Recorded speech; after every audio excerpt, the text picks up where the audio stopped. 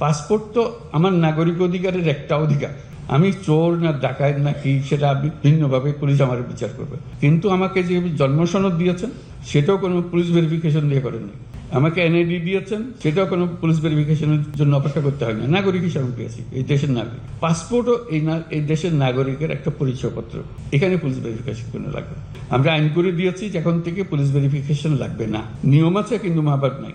আমি মধ্য বয়সে কিংবা শেষ বয়সে কোথাও যেতেছে, একটা পাসপোর্ট দরকার, পাসপোর্ট করা হয় নাই, জন্ম নিবন্ধন নাই বলে জন্ম নিবন্ধন লাগবে, আমার আমলের জন্ম নিবন্ধন কি করতে জানিও না, ইত্যাদি ইত্যাদি। কিন্তু পাওয়া যায়, পয়সা দিলে ঠিকই চলে আসে। পয়সা দিলে যখন ঠিকই চলে আসে তাহলে পয়সা না দিলেও আসার কথা। এই সিস্টেমটা আমরা করতে পারছি না কেন? এটা তো একজন নাগরিকের অবশ্য প্রাপ্য। আমার জন্ম সনদ সরকার ব্যবস্থা করতে পারে নাই বলে অজুহাত দিয়ে তো চলবে না, নিশ্চয়ই ব্যবস্থা আছে, কিছু একটা করতে হবে। ওই যে বললাম যে টাকা দিলে করে দিতে পারে সেটা সরকার কেন পারবে না? কাজে আমাদেরকে সেই ব্যবস্থা করতে হবে। জন্ম সনদ তার প্রাপ্য যে কোনো সময় যে বয়সে চায় তাকে দেবার ব্যবস্থা করতে হবে। কি করতে হবে? ওই যে বললাম, সৃজনশীল হতে হবে, এটা থেকে আমরা নিয়ম বের করতে হবে, কারণ ওইটার উপরে সমস্ত কিছু নির্ভর। সেই জন্ম সনদ জন্মসূত্রে আমি বাংলাদেশি, এটার একটা প্রমাণ, দালিলিক প্রমাণ।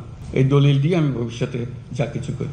ওইটা না হলে এনআইডি পাওয়া যাচ্ছে না, এনআইডি না হলে পাসপোর্ট পাওয়া যাচ্ছে না, সব আটকে গেল সবকিছু। আমরা বলছি যে এটা সবার একই সঙ্গে তার সমস্ত কিছু হতে হবে। যদি আমার জন্ম সনদ থেকে থাকে তাহলে আমি এনআইডি পাবো।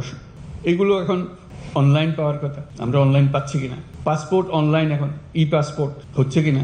এখনো দেখি ওই এমআরপি করছে। কেন হচ্ছে? আইন তো আছে। আমি বলছি রাতারাতি সব হয়ে গেছে, এটাও আমি আশা করি না, শুরু তো করতে হবে। সে কথার কাজটা কর যে আমার এখানে আমার জেলাতে এমআরপি আর হবে না, এখানে সব ই পাসপোর্টে নিয়ে যাবো আমি। যেহেতু আমাদের এই টিমের কাজ, যেই টিম এখানে আমরা বসে আছি, এখানে আইন বানানো হয়, এটা আইন খাটানো হয়, নিয়ম মানা হয়, এগুলোতে আমরা কিভাবে যাব? একটার থেকে একটা আমরা উত্তরণ কিভাবে করব? বলছে যে এখন জমি রেজিস্টার করতে পারছে না, অমুক করতে পারছে না, কর দিতে পারছে না, সব এখানে আমরা সব শুনছি যে সব অনলাইনের ব্যবস্থা হয়ে গেছে। হয়ে যদি যায় সেটা বাস্তবায়ন হচ্ছে না কেন? কৃষি আটকে গেলাম কেন? এখনো জমির রেকর্ডপত্র আমরা অনলাইন পাই না, করতে পারি না, যে জমাকে বেচা কিনে আমরা করতে পারছি না। কি যা উপর থেকে আমরা ভূমি মন্ত্রণালয় বলছে যে আমরা সব করে ফেলছি, কিন্তু ইমপ্লিমেন্ট করতে পারছি না, ধীরে সুস্থ হচ্ছে। কেন পারছি না? এটাই হলো আমাদের অপারগতা। খেলোয়াড় হিসেবে আমরা সেই কাজটা করতে পারছি না। সেই খেলোয়াড়ের যোগ্যতা অর্জন করতে হবে। যে আমাদের অনলাইন যেগুলো হয়ে গেছে, অনলাইনের সিরিজ হয়ে গেছে, অসংখ্য জিনিস অনলাইন। এটা কিন্তু এইখানে বিল্ডিংয়ের বলতে বসা হওয়া, দেশে হয় না। তো দেশে না হলে এটা করে লাভ থাকে আমার। এই জিনিস করে হলো যে আমরা এটা দেশে অনলাইন মানে এখন অনলাইন, আর কিছু থাকবে না। সেটা বলে যে আজকে রাতারাতি করতে পারবো না, রাতারাতি হবে না তো, সেটা আমি বলি না, কিন্তু একজন ফার্স্ট হবে, সেটার কথা বলছি। এই অনলাইনের জন্য এক যারা ফার্স্ট হবে বলে আমি সবটা করে ফেলেছি, অথবা আমি ই পাসপোর্ট করে ফেলেছি, এটা 100% আমার জ্ঞান। আমি জমির যত কাজ আছে সব অনলাইন করে ফেলেছি, ফার্স্ট হয়েছি আমি। এটা তো হতে পারে, আমি সেকেন্ড হতে পারি, থার্ড হতে পারি, আমি লাস্ট হতে পারি, হবে না সে কথা ঠিক না। যাদের মধ্যে হয়েছে তারা কে কোন স্তরে আছে, এটাতে আমার যোগ্যতা, আমার কৃতিত্ব। এই বয়সে আমি দেশের এই টিমের, গভর্নমেন্ট সরকারের টিমে যুক্ত হয়ে কি কাজটা সমাধান করে দিলাম, আমার কন্ট্রিবিউশনটা কি?